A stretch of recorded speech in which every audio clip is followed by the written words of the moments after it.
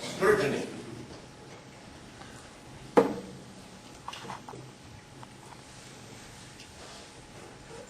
And also we cannot have victor's justice, as they occur at the end of important wars. For instance, the First World War. And sometimes I heard in debates in which I participated abroad, in New York, in Purdue University, and several other places, saying that there were Ottoman courts in Istanbul, the Ottoman capital. Yes, but the building was surrounded by the bayoneted soldiers of the victorious powers. They elected the judges. They gave them the names of the people who had to be convicted and even hanged. There are cases of one or more being acquitted in a particular court and then called back again with no additional evidence, tried once more, and this time given capital punishment and hanged. This is victor's justice. This is not the way that legality justice operates.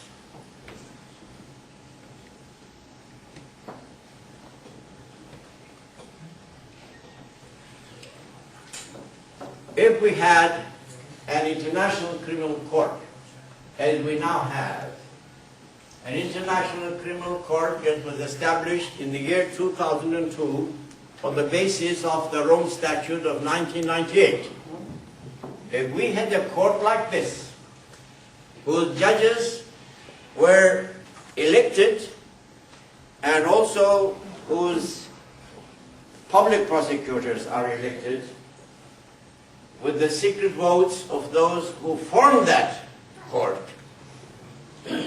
and with an eye on equal representation of the existing legal systems in the world, and also geographical distribution, and also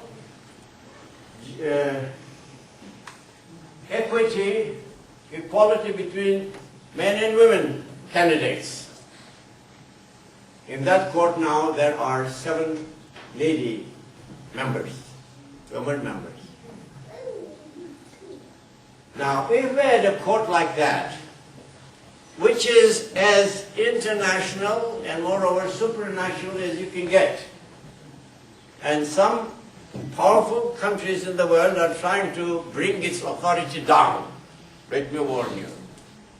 But for the sake of the argument, let's say that if we had a court like that established at the end of the First World War, and if the Armenians had gone there with their witnesses and documentation, and if the Ottoman Turks had also gone there with their witnesses and documentation, I am of the opinion that that court would have said that these two peoples, after having lived, coexisted for centuries, and having had friendly, even brotherly and sister relations between them, came a time on account of such and such factors that they started killing each other, but the figures are very much exaggerated, but certainly in conclusion there is no genocide of one against the other, be they Turks or Armenians. That would have been the verdict.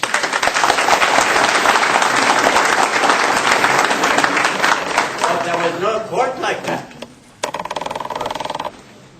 Well, you might say, there's a court now, the International Criminal Court, but its jurisdiction cannot go back to before 2002 when they were established. It was established.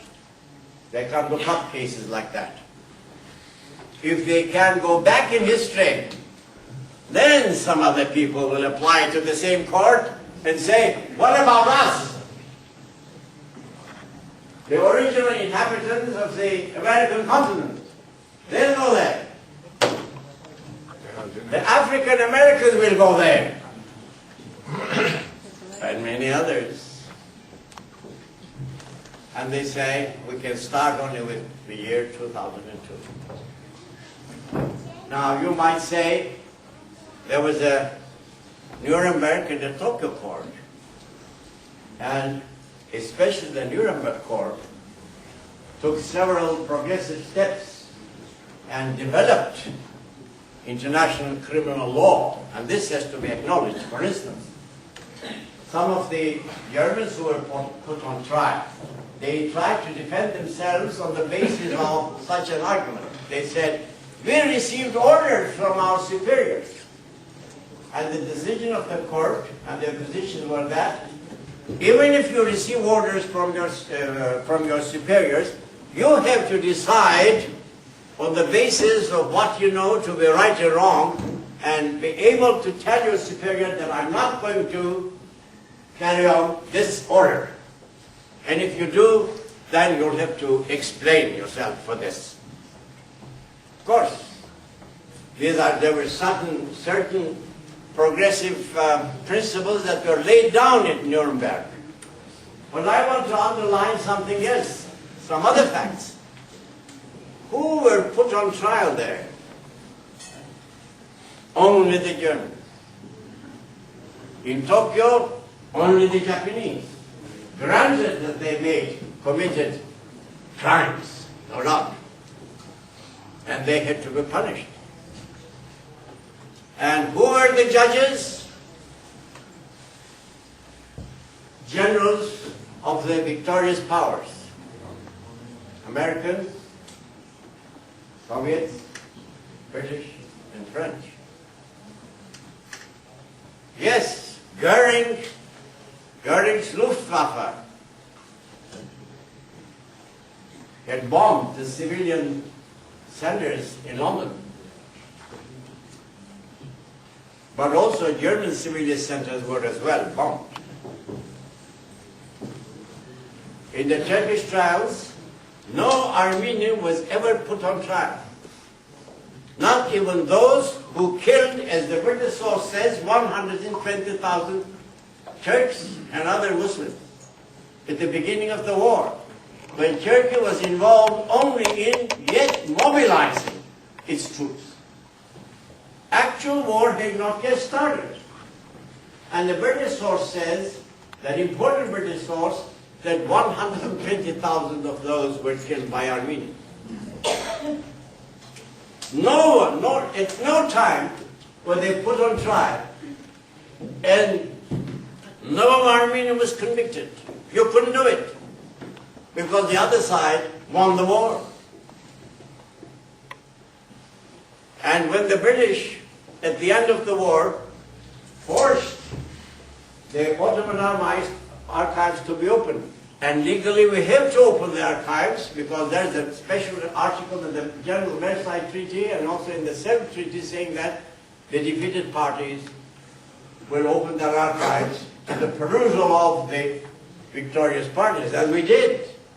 And they came in with their officers, experts, who knew good Turkish Ottoman language and the Arabic script and so on, who were familiar with the Turkish scene and knew the minorities questions very well, and they searched for them, they couldn't find any, and although they collected 144 leading Turkish administrators, intellectuals, and carried them over to the then crown colony of Malta, they kept them there for over 2.5 years, searching in the meantime the archives, their own archives, our archives, and finally appealing to the American government, asking them to send them documents so that they can open up trials against these people. None came. And even the American reply was, we have nothing in our archives that will be of use to you in a trial of that sort. That doesn't mean that nothing has happened to the Armenian families, and that nothing has happened to the Turks, to some Turkish families and some Armenian families. We are trying to find out whether there is genocide or not. And if this is a different kind of a misdeed.